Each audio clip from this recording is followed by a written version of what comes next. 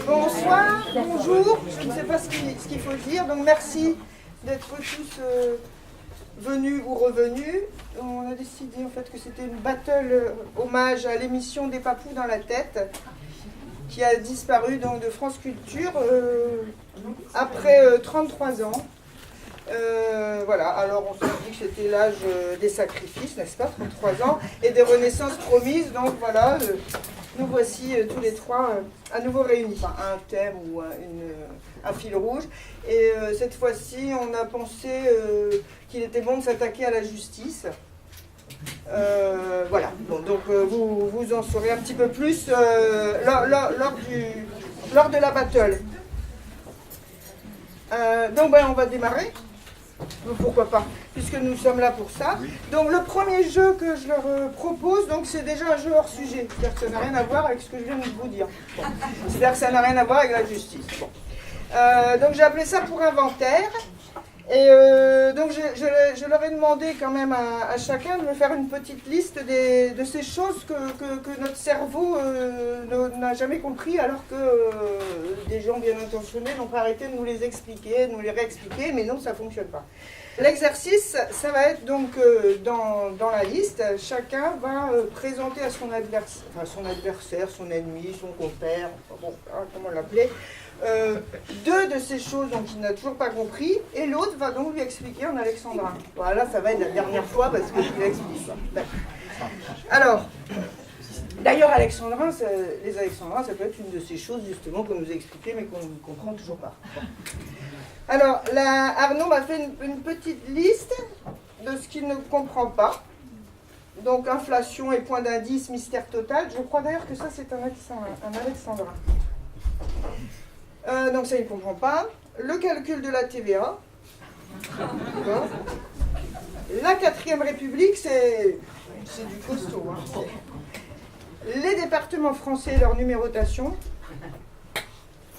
Et la différence entre poids et masse.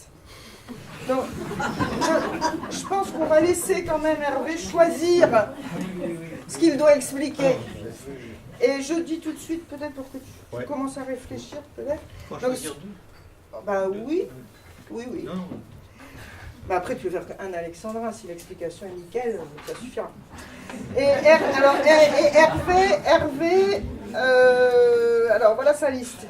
Doit-on dire racéréné ou racénéré? La gauche et la droite, pas politiquement, hein, ça c'est lui qui le dit. Je les confonds toujours. Alors l'éléphant d'Afrique et l'éléphant d'Asie, lequel a les grandes oreilles? On se retrouve quand même dans leurs incompréhensions, hein, je trouve. L'électricité, donc 2 points. La différence entre tension et intensité. Le charabia de l'économie aux actualités radio, télé ou dans les journaux. Mais comme apparemment Arnaud a dit qu'il ne connaissait rien non plus, remarque, bon, tu peux quand même expliquer à quelqu'un d'autre. Ouais, c'est pas pareil. Ouais. Alors ça, c'est les trucs mnémotechniques pour se souvenir de quelque chose. Une règle de grammaire, une exception linguistique. Donc là, il ne comprend pas. Histoire des moyens mnémotechniques. Tu n'as pas compris ce qu'il n'a pas compris. Voilà. Et dernière chose. Comment les gens savent-ils que le vent est à l'est ou au nord, et qu'est-ce que c'est censé vouloir dire que je devrais savoir?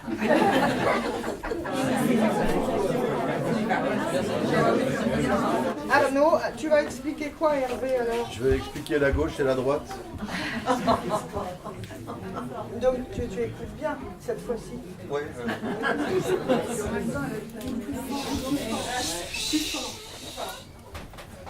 De la gauche ou la droite as-tu trouvé le sens?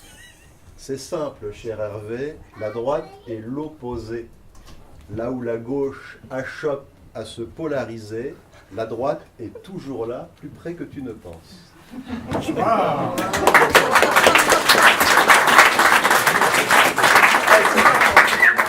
Limpide. Alors moi j'ai tout expliqué, mais ça va être clair. J'ai tout expliqué dans des sentences définitives. Qu'on soit éléphant gris, vieil homme ou petit pois, depuis l'éternité, la masse fait son poids. Le sage dans sa grotte est plein de réflexions. Il sait le coût de vivre, ignorant l'inflation. Quand on a le cœur gros et que l'amour s'en va, la pluie sur le carreau règle la TVA.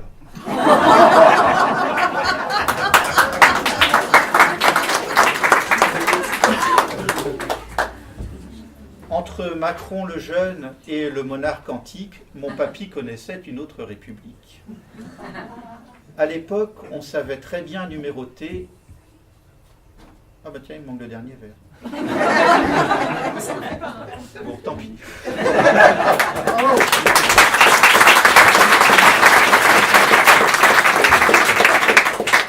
Tu peux peut-être lui expliquer autre chose? Les éléphants d'Afrique. Ouais, bah je pense, parce que là... Les éléphants d'Afrique et des îles. Pour qui veut distinguer Hervé les éléphants, il suffit d'appliquer cette règle de 3. Les éléphants d'Afrique ont un abattement de 20,2% de TVA.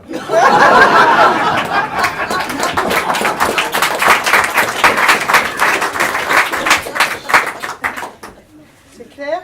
C'est clair. Donc je peux effacer votre liste là maintenant. Très bien. Ouais. Tout est clair. Bon, c'est bien. Bon ben voilà. Donc voilà, on va passer à un deuxième petit exercice. Alors, bon, c'est une joute à l'image de la loi du talion. Donc là, on revient dans notre sujet. Alors, la loi du talion, c'est œil pour œil, dent pour dent. Hein. Donc, ce qui signifie en fait que le coupable doit subir le même dommage que celui qui l'a fait subir à sa victime. D'accord ? Donc là, le poète 1, donc je vais voir qui est le poète 1 et qui est le poète 2, va répondre rime pour rime, vers pour vers, donc à son complice et ennemi, le poète 2, qui l'accuse d'être à l'origine du délit suivant. Donc le délit qui nous intéresse aujourd'hui, c'est ça. C'est jouer les marioles alors que la poésie est chose sérieuse. D'accord ? Donc toi, tu accuses Arnaud D'être un mariole. de jouer les marioles alors que la poésie est chose sérieuse. Donc voilà, alors l'accusateur, le poète 1. Rimbaud n'écrivait pas à propos d'éléphants, étant plus mûr que toi s'il était un enfant. C'est brutal, hein? Bah, ça l'a tout. Rimbaud n'écrivait pas à propos d'éléphants étant plus mûr que toi s'il était un enfant. Ce à quoi je réponds, tu ne gagneras rien à ce vain name dropping. Rimbaud ou bien Hugo, c'est bon pour les gogos. Rimbaud n'écrivait pas à propos d'éléphants, étant plus mûr que toi s'il était un enfant. Tu ne gagneras rien à ce vain name dropping. Rimbaud ou bien Hugo, c'est bon pour les gogos. Parole d'un ivrogne au fond du marigot. Hugo, c'est Dieu sur terre, et Rimbaud, c'est le king. Oh, il a un air mauvais. J'ai la haine. Allez. Donc c'est toi qui écris. Rimbaud n'écrivait pas à propos d'éléphants, étant plus mûr que toi s'il était un enfant. Tu ne gagneras rien à ce vain name dropping. Rimbaud ou bien Hugo, c'est bon pour les gogos. Parole d'un ivrogne au fond du marigot. Hugo, c'est Dieu sur terre, et Rimbaud, c'est le king. Tu peux bien maquiller tes coups bas en sonnet, va te dépatouiller de cette rime en husque. Donc Hervé répond et ensuite Arnaud conclura. Rimbaud n'écrivait pas à propos d'éléphants, étant plus mûr que toi s'il était un enfant. Tu ne gagneras rien à ce vain name dropping. Rimbaud ou bien Hugo, c'est bon pour les gogos. Parole d'un ivrogne au fond du marigot. Hugo, c'est Dieu sur terre, et Rimbaud, c'est le king. Tu peux bien maquiller tes coups bas en sonnet, va te dépatouiller de cette rime en husque. Le poète appliqué ne parle point l'étrusque, et je trouve la rime étant tout sauf benet. Je pose encore un vers, et tu t'en dépatouilles.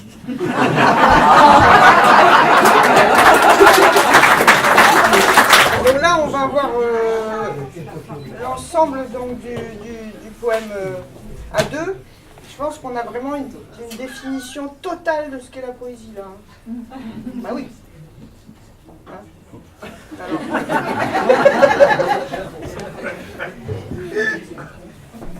Rimbaud n'écrivait pas à propos d'éléphants, étant plus mûr que toi s'il était un enfant. Tu ne gagneras rien à ce vin name dropping. Rimbaud ou bien Hugo, c'est bon pour les gogos. Parole d'un ivrogne au fond du marigot. Hugo, c'est Dieu sur terre, et Rimbaud, c'est le king. Tu peux bien maquiller tes coups bas en sonnet. Va te dépatouiller de cette rime en usque. Le poète appliqué ne parle point l'étrusque, et je trouve la rime étant tout sauf un benet. Je pose encore un vers, et tu t'en dépatouilles. Tu cesses le combat, un délicat gribouille.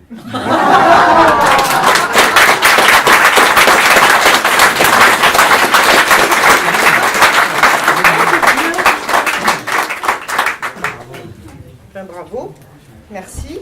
C'est un petit peu sanglant quand même. Hein.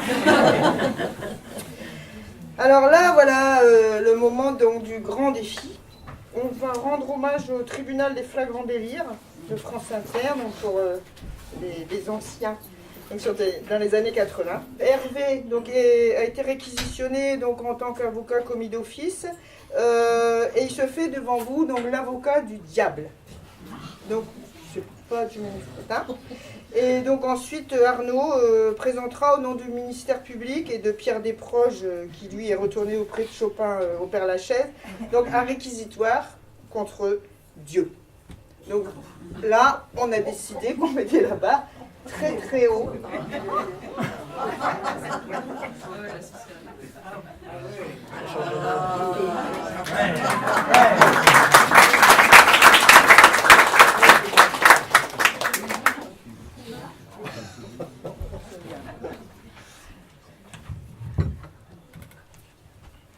Mesdames et messieurs, le diable est honnête homme. On l'a représenté sous les traits d'un serpent et de méchants esprits l'ont appelé Satan. Mais nous savons qu'Ève a croqué la pomme, le diable n'ayant fait que la lui proposer. Mon client se vit imputer l'odieux forfait d'une âme pécheresse.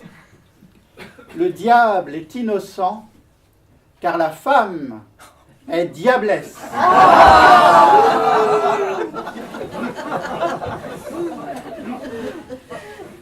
Par elle, il a souffert dans sa réputation. Beaucoup plus qu'on ne saurait croire. Et ce n'est pas sans émotion que je convoque en ce prétoire le souvenir du jour où Lucifer offrit à la première femme un fruit. Mangez, dit-il, ça va vous plaire. Rien de plus délicat ne pousse en ce verger.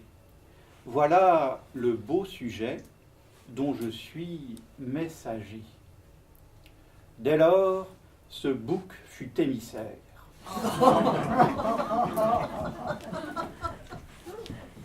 Que lui reproche-t-on? D'être assez bon vendeur? De tromper le consommateur? Mais comme chacun sait, la pomme est excellente et c'est le minimum que le diable nous tente. Cela ne suffit pas pour qu'il fût criminel, ni le grand ennemi du ciel. Pour le malheur du diable, Ève est consommatrice. Cette nuance est la cause de tout. Au féminin, l'agneau peut être un loup. Comme on le sait, la femme est une actrice qui trompe souvent son conjoint.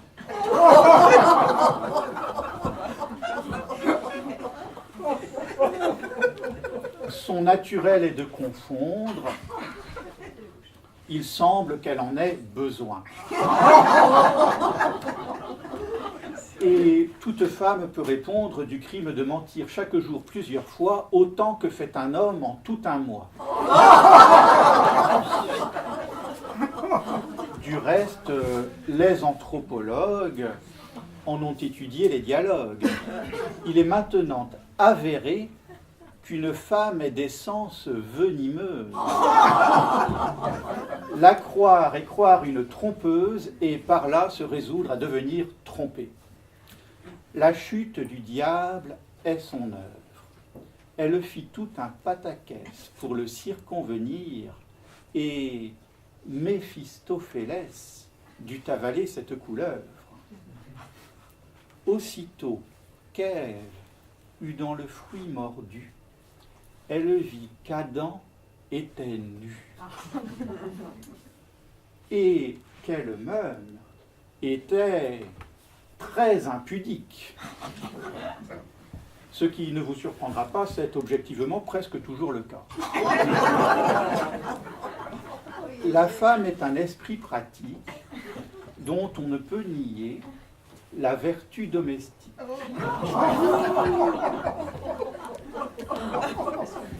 Et plus d'un mari satisfait rentrant chez lui quand le soir tombe trouve dans son dîner que sa femme lui plaît.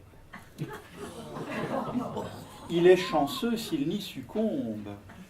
Ayant achevé son labeur, il goûte à l'innocent bonheur d'une entrecôte savoureuse, mais ne soupçonne pas la femme empoisonneuse.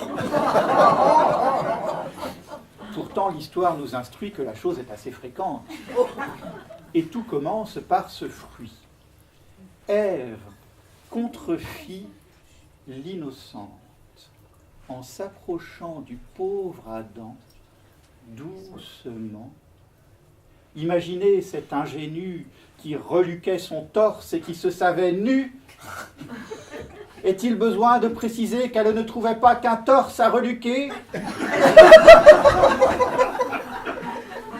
Elle tendit la main fatale et sacrilège. Ô coup mortel, funeste don, terrible pomme, Adam, c'est Blanche-Neige. Mais aucun des 7 nains ne s'appelle Pardon. Et la femme encourra jusqu'à l'Apocalypse le juste châtiment de son geste maudit, dont la sanglante horreur éclipse la mémoire du paradis. Elle tendit la main en murmurant « Essaye ». Or, il ouvrit la bouche ayant tendu l'oreille. Si la femme est retorse, on sut que l'homme est droit. Adam croqua la pomme et lui dit « Couvre-toi ». Il tâchait de son mieux de fermer sa paupière pour ne pas voir l'objet d'une sainte colère qui les précipitait hors du jardin d'Éden. Pendant ce temps, le diable était, lui, resté zen.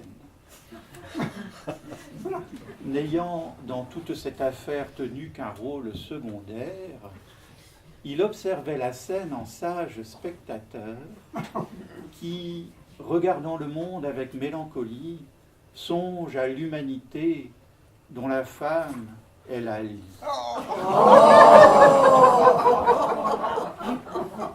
Bien loin de se douter de l'absence de cœur caractérisant cette impure créature qui, pleine de ressentiment, a préféré trahir un innocent plutôt que de souffrir l'opprobre mérité par la machination qu'elle avait intriguée.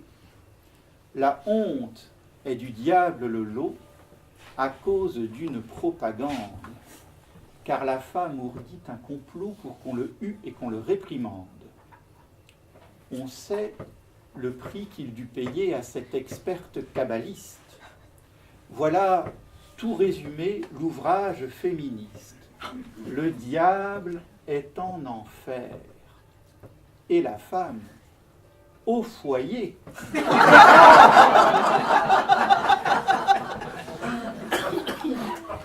Jouissant d'un logis confortable, libre d'y circuler selon son bon plaisir.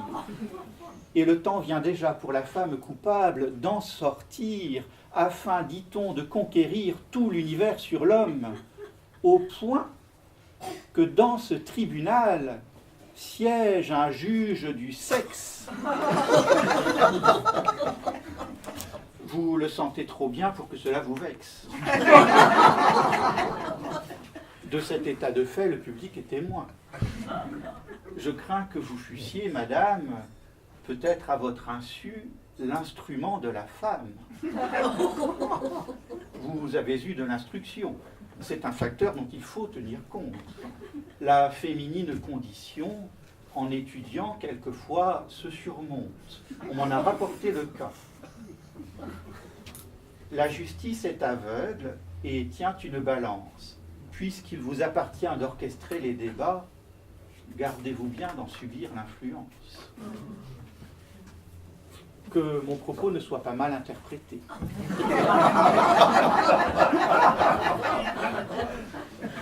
Il ne s'agit pour moi que d'être honnête pour sauver du diable la tête. Quand l'homme dit la vérité, la femme, ce mauvais génie, le taxe de misogynie. Est-elle blanche comme un lys? Elle a de l'intérêt. Et toute bonne mère nous en montre l'exemple en accouchant d'un fils, qui deviendra plus tard un père, soucieux de l'éducation qu'il donne à sa progéniture pour la prospérité de l'espèce future. Pour que se perpétue une génération, la femme est un impondérable.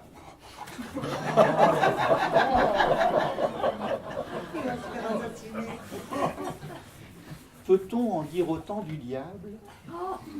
Existe-t-il une raison pour qu'il croupisse dans l'abîme et que la croyance le grime en démon, tandis qu'on occupe en surface la femme à ne rien faire et l'homme à travailler? Qu'on la jette en enfer, c'est là sa juste place. On y trouve un chaudron qu'elle pourra touiller. Quant à Satan, qu'on le réhabilite et qu'on le laisse vivre en paix et faire tout ce qui lui plaît, comme à l'innocent qu'on acquitte.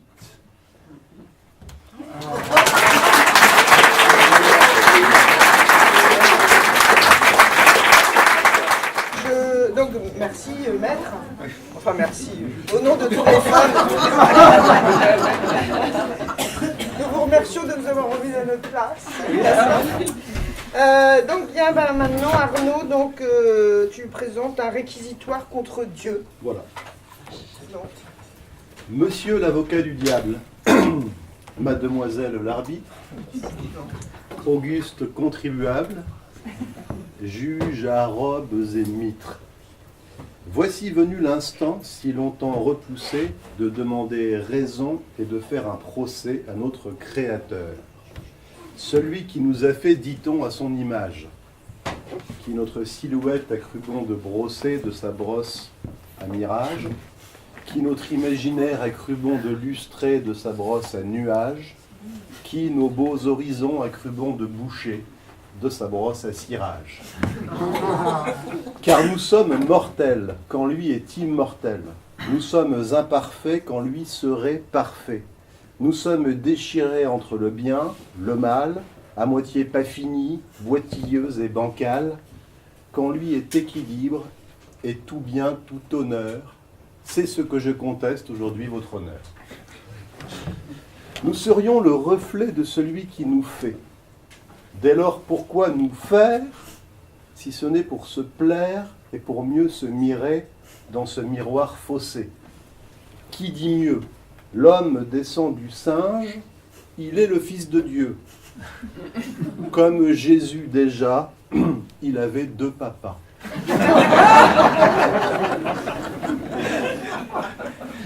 Nous serions faits à l'aune et de Dieu et du singe. Délicat paradoxe. Et vers où penche-t-on? comme le funambule a sur la corde à linge, soudain comme un vertige ou une hésitation. Je prétends que sans doute il n'a fait que bluffer. Dieu peut-être n'a-t-il pas de forme en lui-même. Peut-être est-il tout mou et glaireux, modelable. Nous ayant maçonnés comme pâté de sable, peut-être trouva-t-il que nous étions poèmes, à croquer, tout mignons, pommes d'amour humaine. Et se fit-il un peu de chirurgie plastique, se tirant là un nez, là deux bajoux bien pleines, et se trouant deux yeux de ses doigts dialectiques, se coiffant de cheveux et se collant la barbe. Un Dieu n'est pas sérieux s'il est tondu et glabre. Deux pommettes, un front, complète d'un menton, ça y est, le voilà fait comme son rejeton. Car tel est le grief, en tout cas le premier que l'on peut présenter à la divinité, c'est d'avoir tout copié à sa postérité. Et s'être présenté comme un original quand il a tout pompé sur son fiston génial. Ajoutons que sans doute, au moment des Genèses, l'homme était encore singe, et Dieu, en hypothèse, est donc fait à l'image du grand chimpanzé. Qu'on ôte son postiche et prenne son faux-nez, telle est la vérité. Qu'on cogne sur le gong, Dieu est tout déguisé, dans les faits, c'est King Kong. Le deuxième grief est bien plus accablant, car Dieu s'est beaucoup plaint de ses propres enfants. Nous serions le regret de celui qui nous fit. Nous aurions déconné. Oui, nous aurions failli.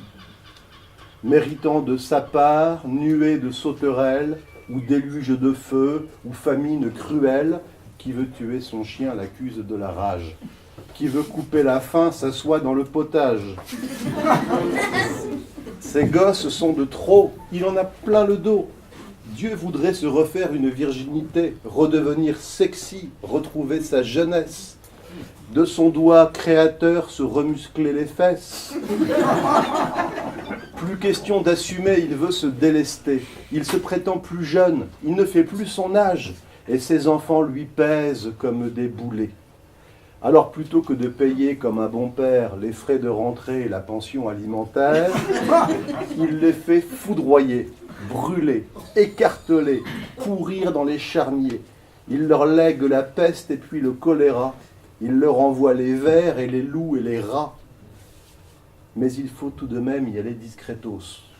Il ne voudrait pas passer pour un papa brutos. Ça, c'est les deux vers faibles du poème. Dieu cherche à se disculper, il lui faut un prétexte. Il accuse l'humain, le coupable, en sous-texte. L'homme est un mécréant, péteur de cul trop haut, qui confond son nombril avec le firmament, qui se prend pour Picsou alors qu'il est Pluto, qui se prend pour Bambi alors qu'il est Pampan, et qui creuse lui-même sa tombe à la louche. Il a beau être odieux, le procédé fait mouche. Dieu s'en lave les mains et escamote au fond tout ce qu'il a raté. Quand on fait des enfants, il faut les éduquer. C'est là la différence avec les lapins, que l'on peut élever sans leur apprendre rien et sans leur devoir rien que bourgeon ou écorce ou un quignon de pain. Déni d'éducation, Dieu n'est que punition. Si l'homme est un enfant, et plutôt turbulent, c'est de la faute à qui? Collé le samedi et tous les autres jours, même le mercredi, papa a épuisé toute pédagogie. Et s'il remue encore, il faut brutaliser pour qu'il comprenne enfin et cesse de bouger. Il faut de temps en temps procéder sans faiblesse à ces remaniements qui donnent l'illusion de lessiver plus blanc. Oui, l'homme est un enfant. Or, si l'homme est mineur, comme le dit le conte, s'il faut tout remonter et revenir au fond, à l'heure fatidique où l'on doit rendre compte, c'est bien le père qui doit payer l'addition. Mesdames et messieurs les jurés, votre Altesse, si l'enfant est blâmable, le père est responsable. Il est inqualifiable qu'il se soit dérobé sans nous laisser d'adresse. Car vient de nos griefs le troisième volet. Dieu a jusqu'à présent toujours bénéficié d'un passe-droit que rien ne peut plus justifier. Quelle est la légitimation de cette immunité? Facile pour un Dieu de fixer des limites. Il est juge et parti. On croit tout ce qu'il dit. On ne peut l'accuser de mensonge ou faillite. Il est parfois violent, mais il est tout amour. Le plus pendable de ses tours est de faire le grand écart entre papa gâteau et père fouettard. Tantôt il tue les hommes, tantôt il les adore. Il donne d'une main le secret de l'atome, charge à toi de dompter l'énergie atomique et de l'utiliser de façon pacifique, et de l'autre il fait péter Sodome et Gomorrhe. Dieu serait tout puissant et aussi bienveillant. Faudrait savoir, putain. On peut pas tout à trac avoir le beurre et son argent et dans le sac trouver aussi de son crémier le cul tout blanc. Je dis crémier et pas crémière. Mon but n'est pas de provoquer ni de faire dans la poésie transgendaire, mais crémière est trop long d'un pied.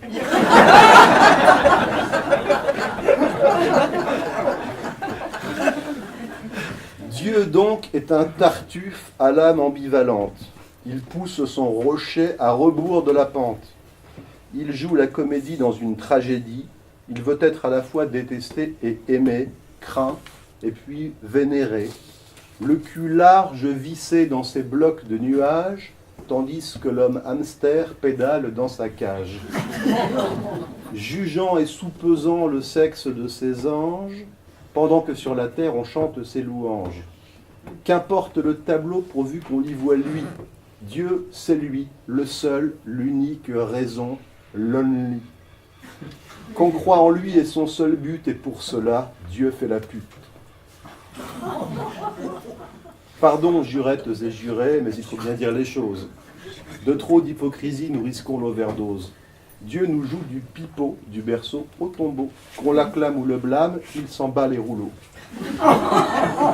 Sa seule crainte est qu'on l'oublie et qu'on cesse de croire en lui. Car aussitôt il se défait et se démembre et s'évapore. Il n'est plus parmi nous. Y a-t-il un Dieu? You. Que reste du jardin quand dégonfle le chou? Ni tout-puissant, ni rien, ni amour, ni que chi. Dieu n'était qu'un prétexte et le voilà qui est mort. Et depuis bien longtemps, comme l'avait prédit le vieux Nietzsche, un frisé, qui avait la manie de tout prophétiser. Dieu est mort, mais alors, comment diable juger? Jolie feinte, l'action de la justice est éteinte.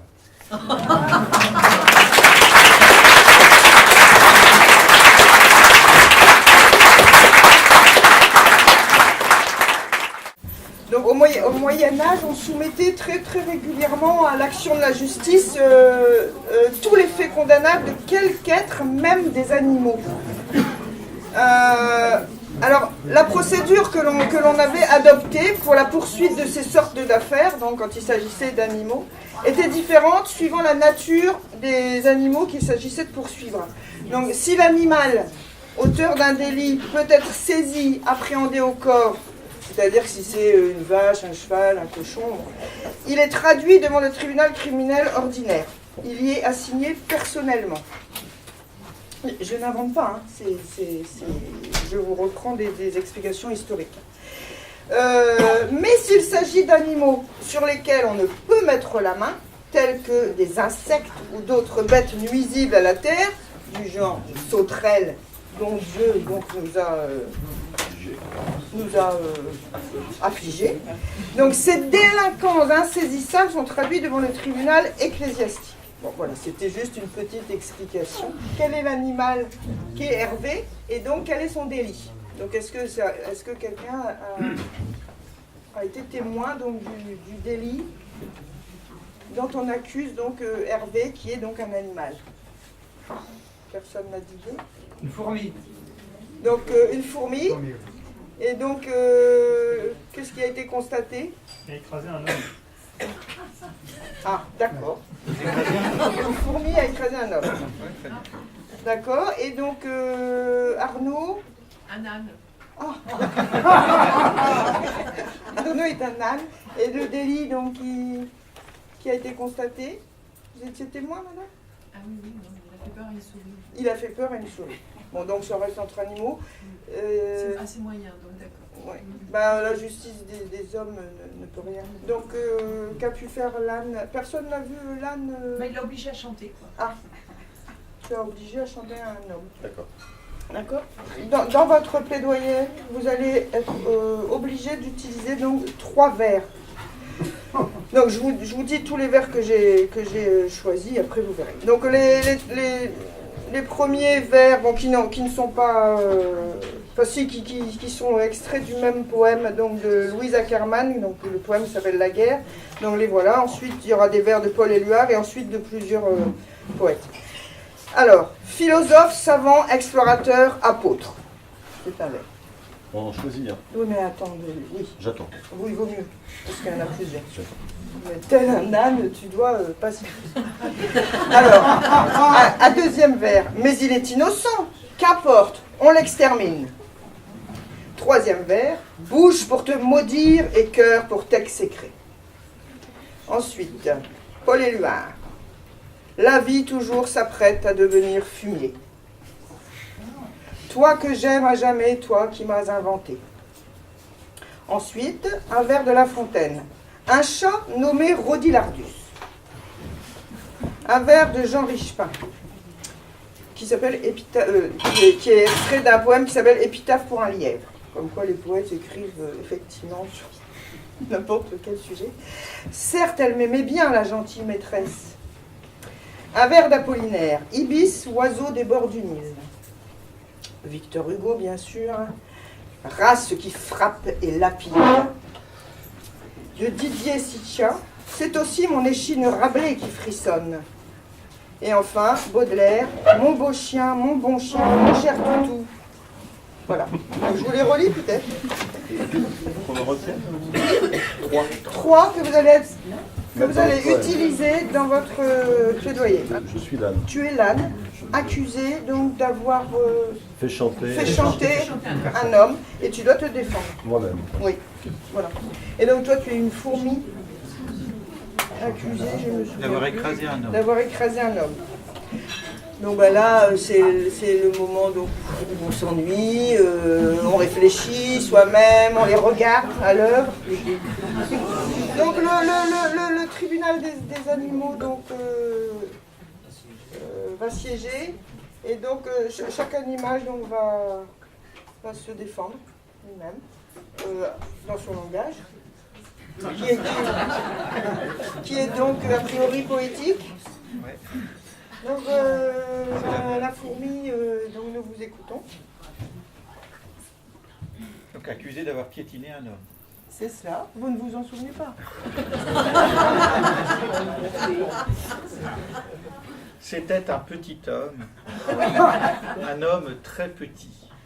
Vous en avez beaucoup qui tous peuplent la terre, un de plus, un de moins. C'était un homme à terre, et le morceau d'un roi pour une humble fourmi. Il avait de surcroît plutôt mauvaise mine, mais il est innocent, qu'importe, on l'extermine. Je n'ai fait sur le coup que suivre mon instinct.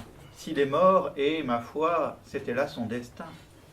Cela vaut-il, ô grande juge, un arrêté de vous? Mon beau, mon bon chien, mon cher toutou,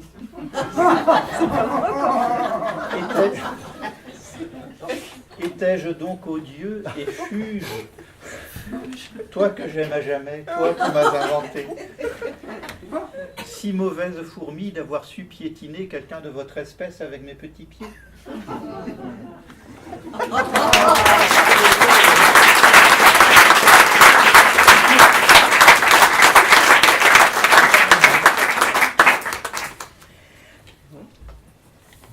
Alors, L'âne. l'âne accusé d'avoir fait chanter un homme. Ian.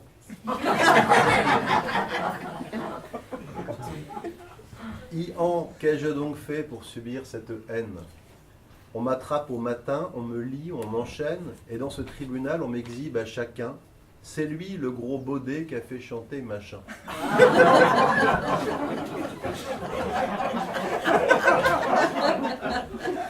Faire chanter un homme, et comment le pourrais-je? la vie toujours s'apprête à devenir fumier. On cherche son coupable au gré du temps qu'il fait. Un âne fait l'affaire, on le juge en cortège. J'ai ouï dire autrefois qu'on avait fait juger un chat nommé Rodilardus, qu'on accusa de tout, d'être le sac à puce qui avait répandu toute une épidémie, l'herbe verte des champs souillée de son urine. Mais il est innocent, qu'importe, on l'extermine. Il faut de temps à autre un coupable aux humains, pour mieux les détourner de leur propre crottin. C'est moi, le gros baudet, qui a fait chanter machin. C'est moi qui ai cloué Jésus sur son parpaing. C'est moi qui ai fumé le tabac de vos pères. C'est moi qui ai lesté les poids de vos haltères. Condamnez-moi, Ian, sans souci de pardon. La mort seule me reste en guise de chardon.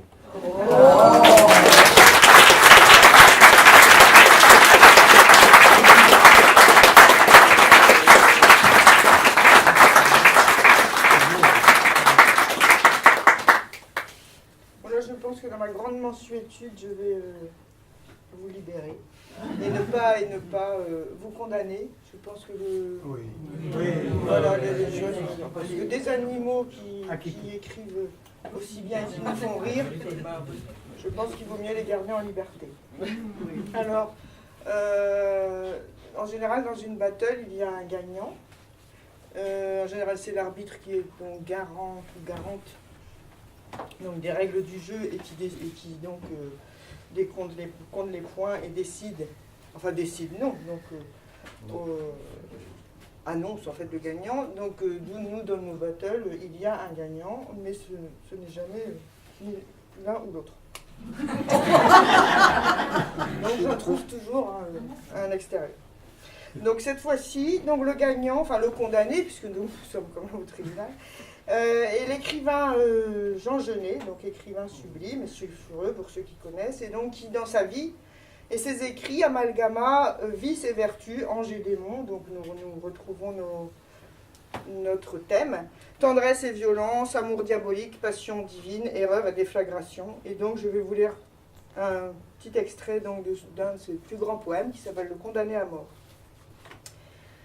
Nous n'avions pas fini de nous parler d'amour, nous n'avions pas fini de fumer nos gitanes. On peut se demander pourquoi les cours condamnent un assassin si beau qu'il fait pâlir le jour.